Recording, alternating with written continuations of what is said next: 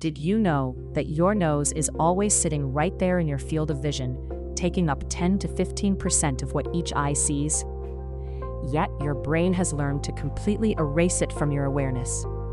You're looking at it right now, and you don't even notice. Welcome to one of the most mind-bending tricks your brain plays on you every single day. Your nose appears in both eyes, but here's the catch. Each eye sees it from a slightly different angle, making it blurry and inconsistent between left and right.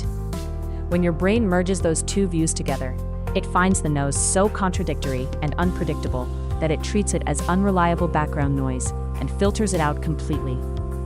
This is called selective attention, a survival mechanism hardwired into your brain. Your brain constantly receives millions of bits of sensory data every second, but it can't process all of it, so it uses a brilliant filter.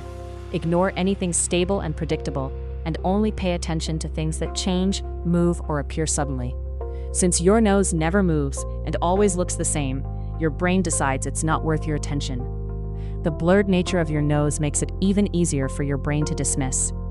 Sharp, well-focused objects signal important information to your brain, but blurry features are treated as low-priority noise.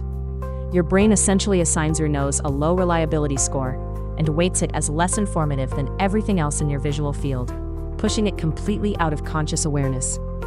And here's the craziest part. You can actually prove this right now.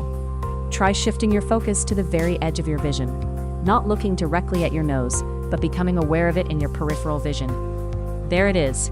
Your nose suddenly reappears.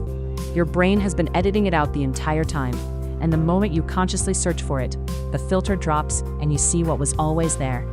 Your brain is constantly editing your reality, deciding what deserves to be seen and what doesn't.